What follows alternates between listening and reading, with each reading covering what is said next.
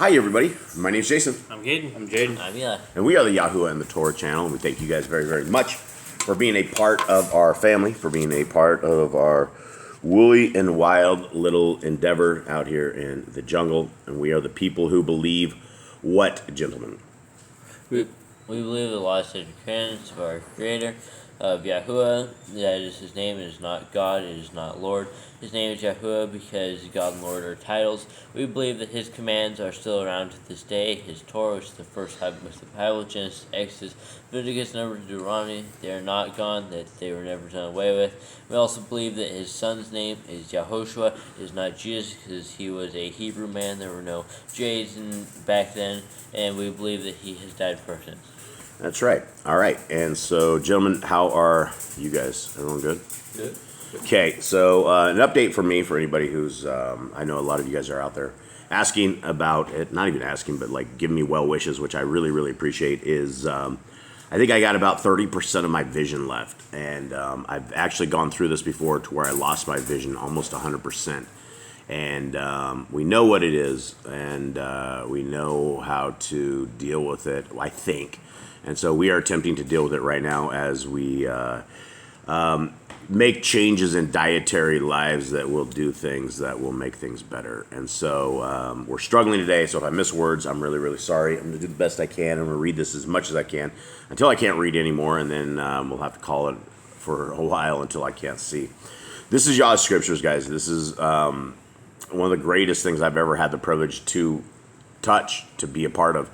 And it is something that it's something that the prisoners in the United States are very much looking forward to. And we've contacted and we have been in contact, and we write a lot of brothers, and I'm not going to, they're prisoners, but they're brothers. They're definitely prisoners by the United States standards, but they are brothers by Yah's standards. And the people in jail, the people in prison, need to be ministered to. They need to be taken care of. And we as a people, I guess we aren't in this, but there's a lot of people out there who have said they have prison ministries.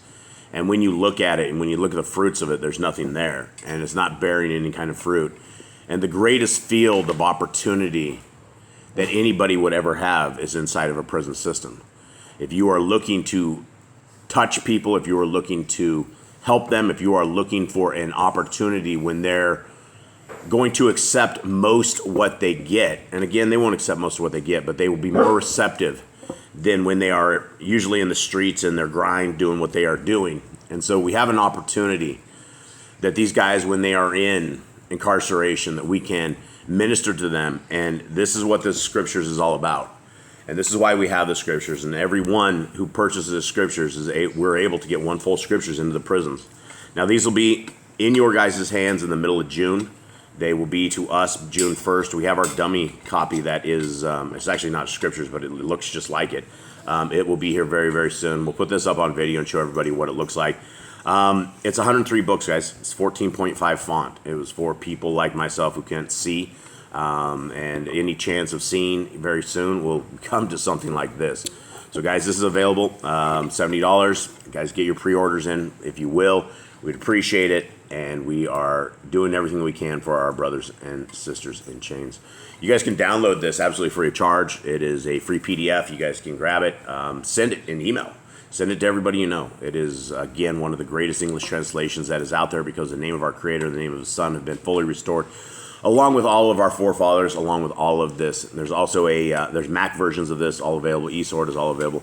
And this is the Amazon. You can get these on Amazon right now. And some books that people that we're doing right now, that Eli's doing when I read my Scriptures, is Adam and Eve, the first book of Adam and Kawa. And there have been a lot of these books that went out this month.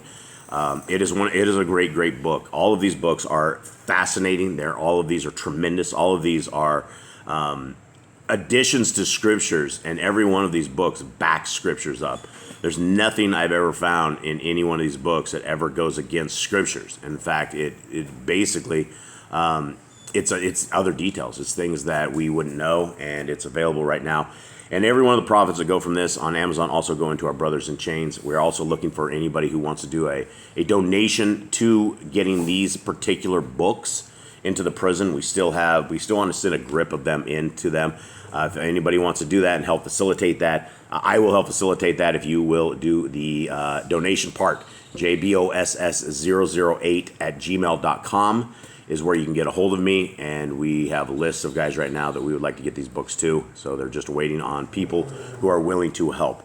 Okay, gentlemen, let us go over what happened in 2 Shemu'el 10 and before, and all where we're at, Jade. And let's go from there. Cade, will you please take him to the water? David became king. He's got the Ark of the Covenant back. He went and found Jonathan's son, who was his best friend's son, and brought him to his table to eat forever. He going to war a lot. His life is just filled with wars. Like, it never ends for him. He fights till the day of his death. He went and sent messengers to console one of his old friends, which was from another land. He died. His son took over his place. He sent men to messengers to protect him and to comfort him, and he sent them back and dishonored them. He cut their beards off, cut their clothes, sent them back naked, and not naked, almost naked. Yep. And David saw that as disrespectful, and they went to war. And Joab and Abishai, they went and destroyed them, and they tried to get the Armenians to help them, and the Armenians got slaughtered again. They lost another war. Yeah, I guess it's one thing to get beat up and people like take your clothes. Another thing, they shave your beard. That's not good. All right, you guys ready? Yeah. Okay, so here we go. Glasses on. Let's see if we can do this. And it came to be at the turn of the year, at the time sovereigns go out, that David sent Joab and his servants with him, and all Yisrael, and they destroyed the children of Ammon and besieged Rabbah. But David remained at Jerusalem. And it came to be at evening time that David rose up from his bed and walked about on the roof of the sovereign's house. And from the roof he saw a woman bathing, and the woman was very good to look at. Now, I don't have the best of eyes. In fact, I don't think I have really good eyes at all. But here's the thing: is we've discussed this as a family before. This entire being able to observe a woman showering from a long distance is. I don't know if they had showers. I think it'd be more of a tub filled with water. Maybe a tub, maybe something, but I mean, we've talked about this before. Do you think David had like really good eyesight? Is there something else about this?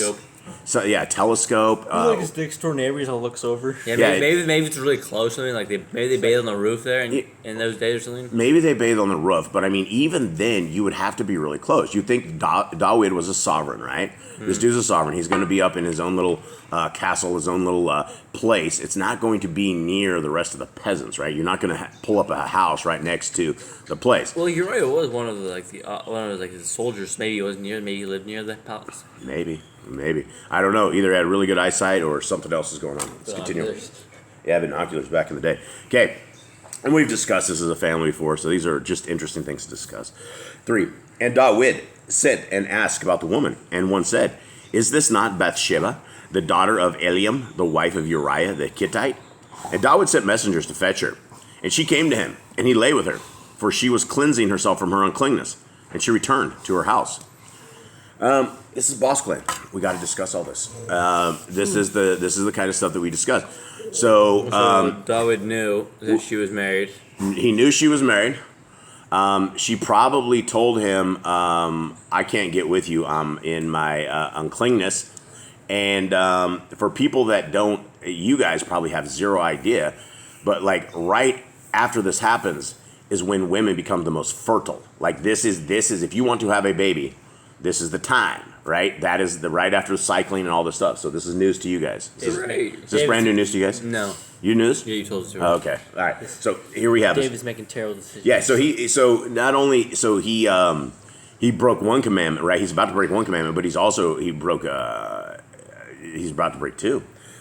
He became an adulterer here, and he knew it. He willingly did it, right? He could have any woman in the land. He chose another man's wife. Yeah. Well, there you go. So here we go. 5.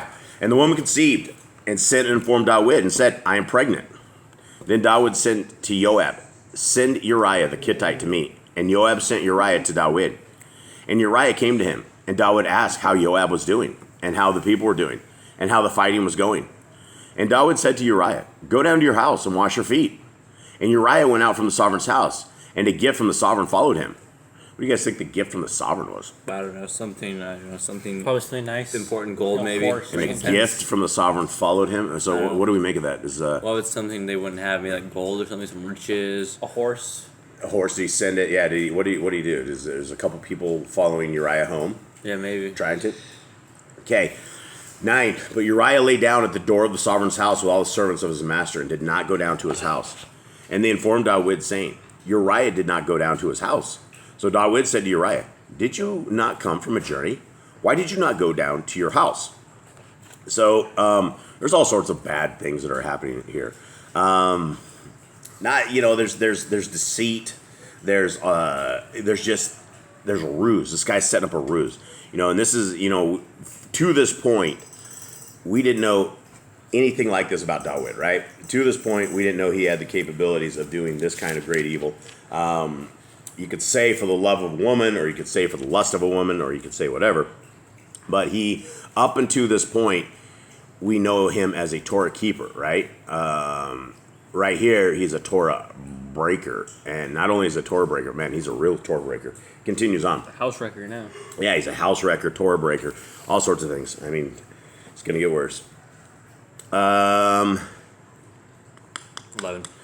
10 or 11. Okay. And Uriah said to David, the ark and Yisrael and Yahud are dwelling in booths, and my master Joab and the servants of my master are encamped in the open fields. And should I go to my house to eat and drink and lie with my wife?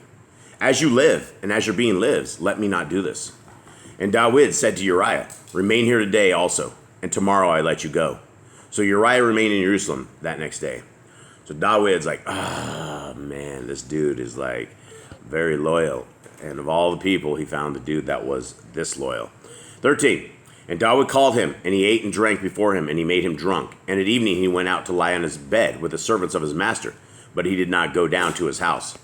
And it came to be in the morning that David wrote a letter to Joab and sent it by the hand of Uriah. And he wrote in the letter, saying, put Uriah in the front of the heaviest battle, and you shall turn away from him, and he shall be smitten and die. Can you imagine that? You guys have a letter in your hand that is actually your death sentence? Yeah. And you carry your own death sentence And back. he's so loyal, he didn't even read the letter. For the loyalty of this dude, for the loyalty of all this stuff, and then it's just not good. Okay, Yeah, he just trusts David. He's not going to read the letter. If he read the letter, he could have got himself out of there and freed himself. it's probably sealed. I would imagine it was sealed like a signet thing, that when they got it, he would have to break the seal, I would guess. I don't know. 16? Yes. And it came to be, as Joab watched the city, that he appointed Uriah to the place where he knew there were brave men. And the men of the city came out and fought with Joab, and some of the people of the servants of David fell. And Uriah the Hittite also died. And you think Uriah thought this was a little weird? He's in one position in the army. He probably realized it was a betrayal. Comes back, and then all of a sudden he's stuck at the very front of this thing. Sounds a little grim.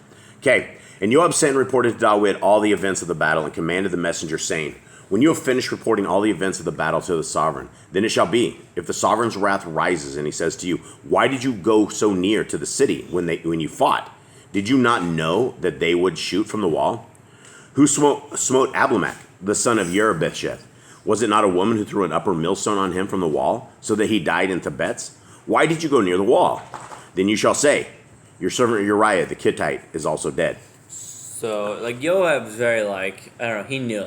Joab didn't question. Joab just follows orders, I guess. He's Joab's a mad sinner himself. Yeah, Joab's a crazy guy who goes and kills people after they've been pardoned by the king. So he doesn't question this stuff, but he should have been we can't kill an innocent man. Uriah did nothing. Yeah. Well, It's a team of mad sinners right now. Yeah, mad sinners. 22. And the messenger went and came and reported to David all with which Joab had sent him. And the messenger said to David, the men have been mighty against us and came out to us in the field, but we drove them back as far as the entrance of the gate. And the archers shot from the wall at your servants. And some of the sovereign's servants are dead. And your servant Uriah the Hittite is also dead. And David said to the messenger, say to Joab, do not let this matter be evil in your eyes, for the sword devours one as well as another. Strengthen your attack against the city and overthrow it, and encourage him. And the wife of Uriah heard that Uriah, her husband, was dead, and she lamented for her husband. And when her mourning was over, David sent and brought her to his house, and she became his wife, and bore him a son. But the deed that David had done was evil in the eyes of Yahuwah. Let's give him the eyes of anyone. Yeah, well, here we go. So he's up for murder. He is up for doing evil against your neighbor, right? One of the commandments is don't do evil Don't against endanger your neighbor's life. Don't endanger your neighbor's life. So he broke that commandment. He's an adulterer. Don't cover your wife. He went into a woman with her uncleanness.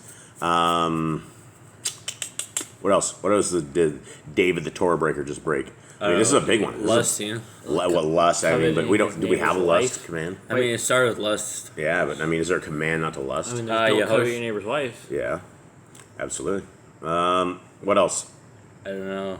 Anything else? I don't know. It was murder. That kind of counts as murder. He's a murderer. Yeah, it's definitely murder. I mean, that would be in the States. That would be. I mean, he would get first degree murder, probably, maybe second degree, because he didn't actually do it. But more than likely, because he called the hit out, it would be first degree. And the crazy thing is, after he takes her a while, like she laments, and she probably has no idea that he just died in battle, but David like killed this guy. Dude, I don't think she's. I think she's got it. yeah, she's got it she figured had out. to have She's known. pregnant, dude. She's tripping. You know what had happened? She would be burned. She and David would be burned outside the city gates for adultery. That is what the commandment is, right? So when she finds out, when David finds out, or when everybody finds out what they had done, I mean, they should have been killed. I mean, that's the Torah for the sins that they did with adultery inside of Yisrael. So there we go. King David was spared. And that should give all of us great feelings that, hey, because we've all gone some pretty rough roads. I mean, I don't think there's one of us that have could say that you just lived a good life, right? And I mean, it's according to the Torah, we all come up short, we all fall. And this is why we have a Torah just like this, so that we know right from wrong. We know, okay, if we're going to go do this crime, we're going to be breaking about 5 commandments right here. One commandment's a big deal. 5, it just is it's just tremendous. So, guys, with that, it's time to seek our Creator. It's time to obey Him. It's time to get into obedience with Him and do what He wants when He wants, not when we want. So, guys, with that, have a wonderful day. We are out. All right, shalom.